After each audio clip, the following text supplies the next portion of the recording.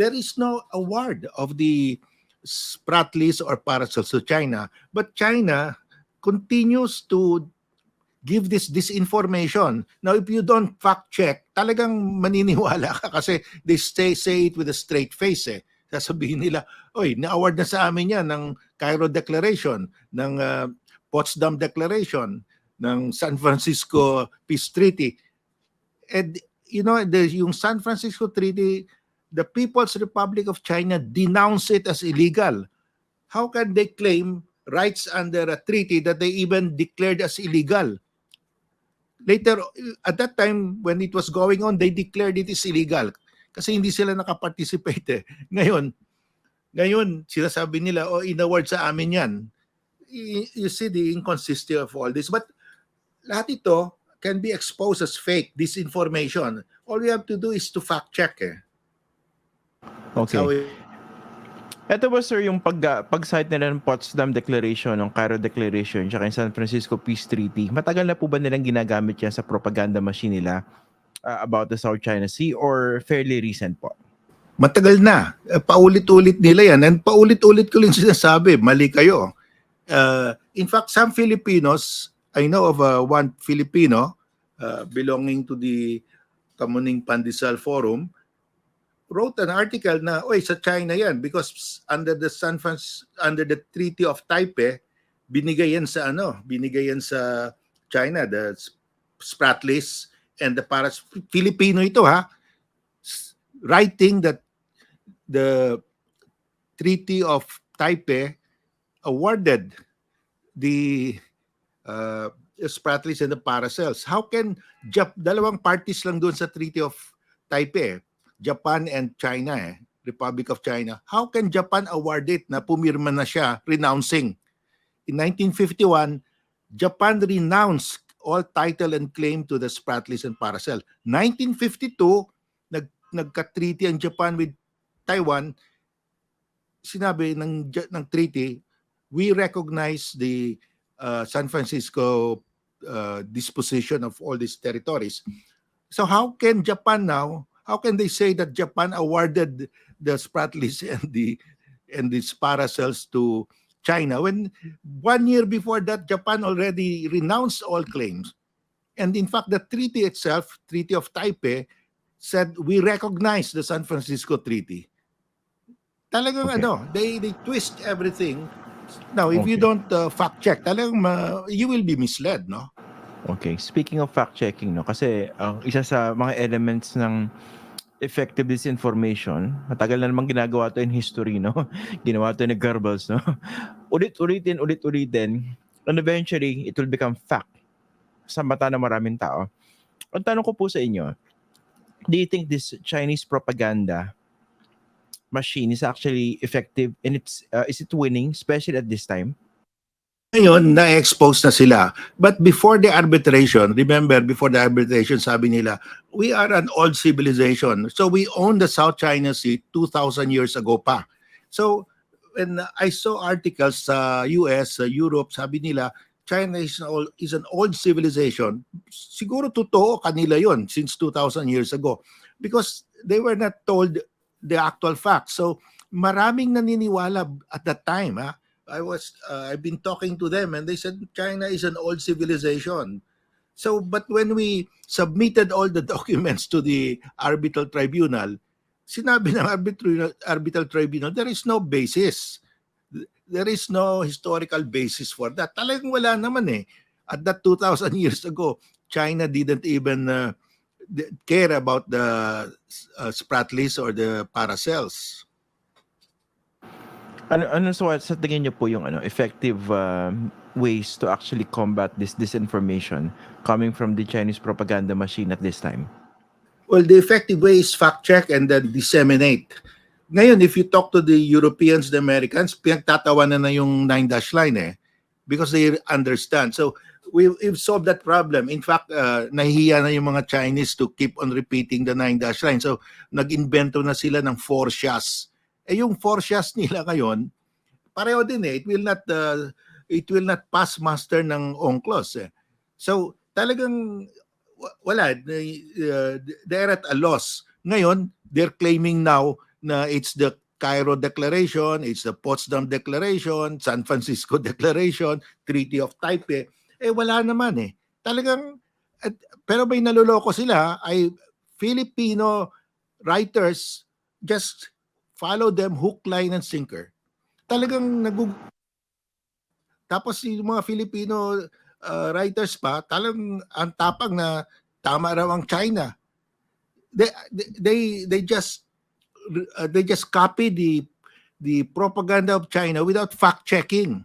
Kasi nakikita ko alam ko yung mga articles ng China, ang copy paste yung mga Filipino kinakopy lang nila. Nakikita ko pareho yung galing sa Chinese press release Ano bang basa niyo diyan? Mukha bang naniniwala lang talaga sila ron sa Chinese propaganda o baka naman talagang part sila ng Chinese propaganda machine for some reason? Well, I think they've become part already kasi ayaw sila makinig So, but it's our duty, no, tayo, it's to win them over by argument, by saying, here are the facts, now you decide. Pag ayaw pa nila maniwala, well, they are a minority. Siyempre, pag ayaw pa maniwala talaga, despite all these facts, iba ng usapan yun, no? That's beyond our persuasion already. Sorry, Justice, napakaganda nung sinasabi niyo, no? We win them over with the facts, with sound arguments. Pero kasi in this day and age of disinformation, parang baka sabihin ng iba, hindi yan sapat, no? And in some cases, baka naive pa. Kasi nga, kung talagang alam mong mali, pero ipapakalat mo pa, baka naman iba na yung dahilan. Baka naman nagkakabayaran na. That's what I want to talk about. Kasi nga, we have to do some reality check here po. Well, we all know that trolls don't exist for nothing, no? Yung mga lahat na trolls yan, they're paid. I mean, we know that. And they're paid very well, no? There have been articles about that. There are troll farms in China, there are troll farms in Russia, and in other places, no? Even in the Philippines. Alam natin yan. That's why we have to fight disinformation with facts. And we have to cite really, we have to do research really. Unfortunately, they are paid, so they do it regularly. They have all the time to do it. Tayo, we do it on our own because of love of country or we love the truth, no? But I think kasi we succeeded already in convincing the Western world that China has no claim to the South China Sea. Nanalo na tayo dyan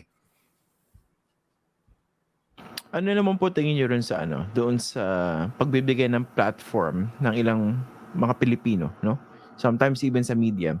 I know this is a conversation that touches on press freedom. Pero sometimes dapat pag-usapan din is it worth it to provide platform for an obvious lie? Kayo po, anong tingin niyo po dyan? Well, because of the world is interconnected with the internet, that kind of propaganda can come from China, from another country, and enter our country.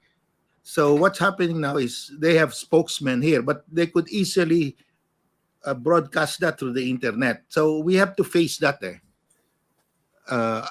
because in China they have a firewall, the Great Firewall of China. So whatever I say, my YouTube lectures, my books, that's not available in China.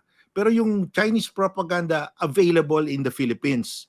So dehado tayo dyan But that is the nature of free speech. That's the nature of democracy. But it means that we have just to work harder. Mas masipag tayo to counter it because sa kanila they cannot read us, they cannot hear us, they cannot see us. They're people. So their people know only one line, their Chinese line. In fact, from grade school to college, they teach their students that China owned the South China Sea since 2,000 years ago. And they really believe it. Sincerely, I've been talking to some of their students. Talagang naniniwala sila, no, that's ours. Because they have been taught only that story. Yun ang problema. Tayo, both sides, and then we decide what is the truth. Saka, so we've been discussing this for a long time. How do we convince the Chinese people? Well, sabi ko, about at that time, about 100 million, 80 million to 100 million Chinese go abroad as tourists. So sabi ko, we can catch them there. We can, they can go to the internet when they are outside their country. Kasi in their country, bawal. They have no, wala silang access to YouTube, to Facebook. So that is still our problem, ha?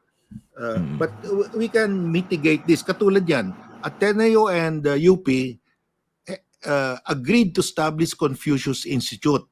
So China can go to Ateneo and UP and disseminate information about the South China Sea, their narrative. Pero tayo, we cannot do that. We don't have a counterpart Rizal Institute. So sabi ko, dapat yan reciprocal. If China wants a Confucius Institute in your school should have the right to put up one in their school also para reciprocal. But China, one way palagi yan eh. They will take advantage of your liberal order, but you cannot do the same in China.